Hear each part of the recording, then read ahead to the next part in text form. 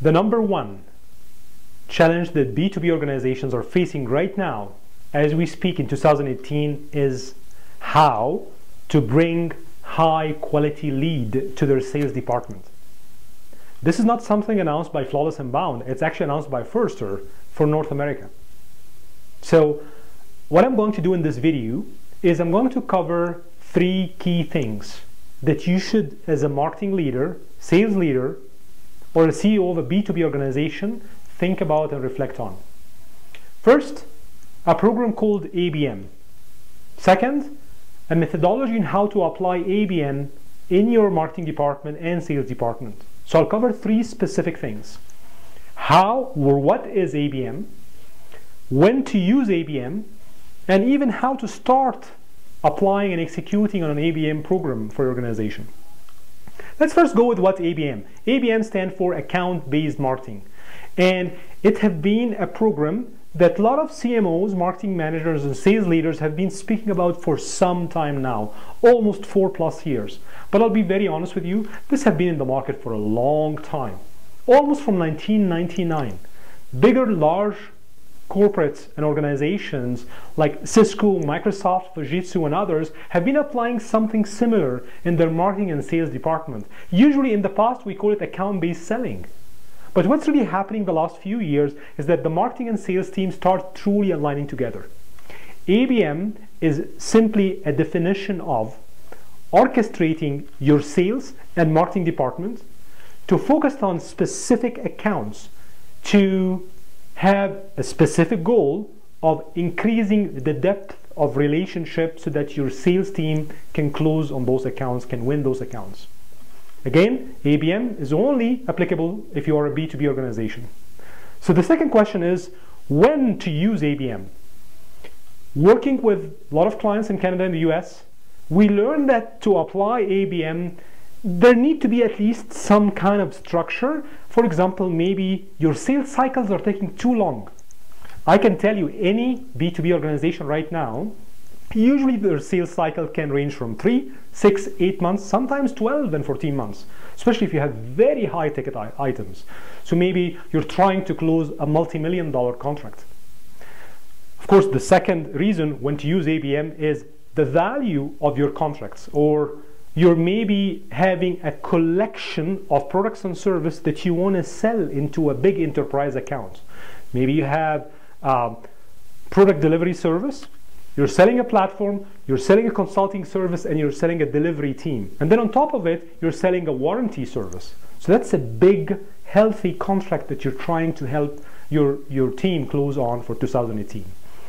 One of the other reasons why marketeers think about applying ABM to help their sales leader is usually when you go to high ticket items and you're trying to position your products and services for an organization, you will be faced with a multi-decision maker to take a decision of should they hire your organization or not.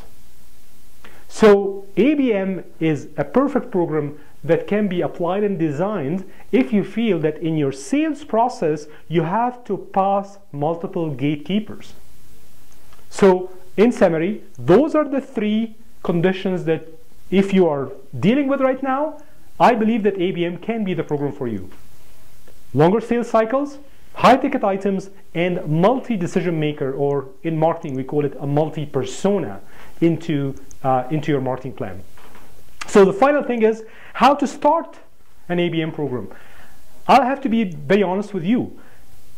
It's a program. It's not a project. So it usually takes some time to implement and deploy. Usually start by thinking about what market segments your sales leadership team need to step into. So maybe you're thinking about opening new markets. Maybe you want to go deeper into one market. Maybe you think that there's certain market have been saturated with a specific message, so you want to figure out a new kind of messaging for this market. So you have to first understand what market segment are you into. Are you after oil and gas? Are you after construction? Are you after technology companies? Are you selling into governments? The second thing is try to be very specific with your sales leader about what accounts are they actually working on right now. As a marketeer, open your CRM, open your sales funnel with your sales leader. Sit in the 90 days Sales forecast code. Understand what accounts are they focused on to close in for the next 90 days. Actually, to be honest with you, ABM is a one-year program, so you need to sit early in the year to understand, for example, that they need to close 20 accounts, they need to win 50 accounts in a specific market segment. So work with your sales leader to understand exactly what are those accounts. Account ABC, account XYZ, those are the accounts that we need to close or we need to win for 2018 to make our numbers and report back to the CEO and to the leadership board members. After you define the account list, then you go back to your content strategy, which I'm sure if you have been running an inbound marketing program, of course you have personas, of course you have a content strategy, but I want you to go back and revisit the content strategy because it needs to be realigned, re-engineered to match the account that you're after, to match the segment that you're after, last but not least, to match the decision maker that will be consuming your content strategy. You cannot be organic or generic anymore. You have to be laser focused on your messaging. Let me give you a scenario. Let's say you are a technology company selling enterprise cybersecurity for oil and gas. You know that the CIO will be part of the decision committee. The CSO, Chief Security Officer, will be part of this decision committee, and maybe somebody from the procurement department will be part of this committee. So writing a basic blog that speaks about why cybersecurity is important for your organization doesn't apply for ABM. You need to step back and work with your marketing team to write specific articles, specific ebooks, case studies, white papers to focus on why cybersecurity is beneficial for oil and gas, for example. From a CIO perspective, so maybe he's thinking about an enterprise-wide cybersecurity implementation. From a chief security officer, maybe he's thinking about how my job role will change if I apply an enterprise cybersecurity solution for my organization. So imagine now you're sending to the CSO a specific article that's focused on his role as a CSO and how it's going to be evolving in the future after applying the enterprise security solution. But for the CIO, you're sending completely to him a different article that speaks about the benefits of applying an enterprise cybersecurity solution, the things that you need to take care of, and who should you hire to do those kind of implementation. But then you go to the procurement department, decision maker, and send him maybe a TCO or an ROI calculator to tell him if he invests in an enterprise cybersecurity solution, usually this is the TCO and this is how it looks like.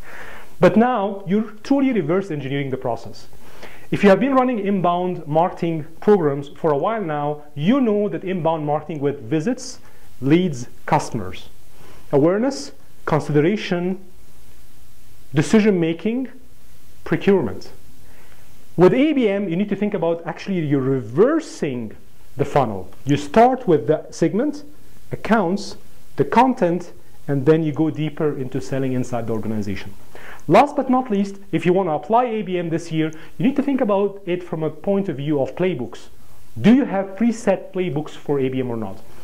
To be honest with you, there are 16 different playbooks for ABM. But let me give you a scenario. One playbook can be a competitive takeover. Another playbook can be cross-selling and upselling. A third playbook can be MQL, Marketing Qualified Lead playbook. So there are plenty, and definitely with future video I'm going to explain some of them that can be applicable into some markets here.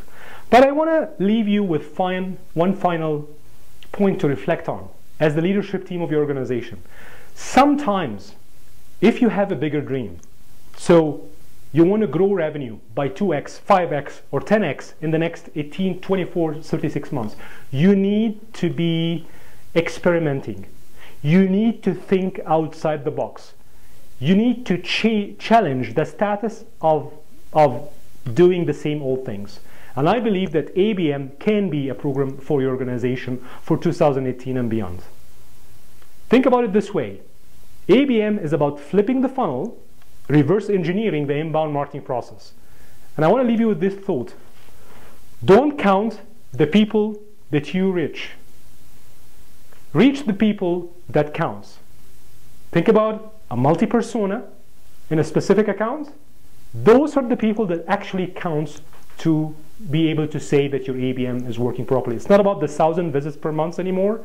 It's not about the million download of an ebook. It's about those specific 50 accounts and those 50 CIOs or CSOs that you need to focus on convincing from an online marketing perspective that they need to hire an organization. Thank you so much for listening to me. I hope that video was of value to you, and looking forward to chatting with you very soon.